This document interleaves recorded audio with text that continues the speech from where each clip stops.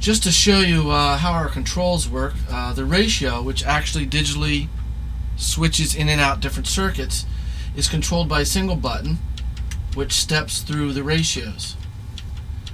This allows us a lot of control. First of all, it's reproducible. You don't have a little play in there between these standard knobs. And second of all, by being digitally controlled, we can actually click in and out different compressor circuits. We have extended functions here also. We have a high-pass filter in the detector, not letting the unit respond to the low frequencies. We have a band pass, which basically you get up into the 3, 4, 5 kilohertz range. If there's a lot of that, it's going to turn those frequencies down a little bit further. And then we have combinations, and we also have link. And of course, you can get all three on, have it linked with a band emphasis and a high-pass circuit, all going to the detector. And in the audio, we have a high-pass rolling off about 60 hertz on down. We have a distortion too, which adds second harmonic, a lot like some tube gear Class A transistors. You can combine those two.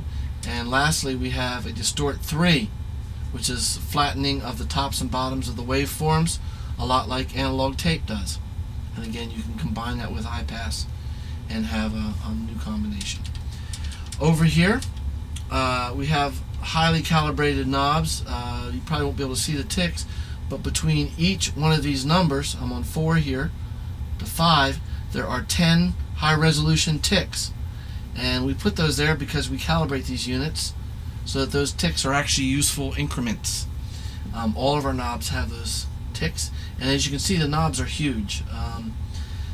We thought that part of the feel of the older units is the large knobs, and we made our own custom knobs for this unit. And finally, we use great big writing, so if you're in live shows or in a dark area, you shouldn't have any trouble reading any of this stuff from a distance. You can see this bar graph is 4.5 inches. You can read that. That's the biggest bar graph you're probably going to see on any single box. That lets you read it from quite a few feet away, making things very obvious. And again, we squeeze it all into a little box. Multiplexing the switches eliminated dozens of switches. If we had to have a switch for each one of these functions, I think at one point we figured you'd need 16 switches on the front panel, which we got away from and squeezed onto a single height by using multiplexed controls. We used a multiplex control on here. The ratio button, for instance, which clicks in and out different ratios, is a stepped function. As you push each button, you click through the different ratios, which effectively click in different circuitry. This allows us to be very reproducible and also obviously resettable.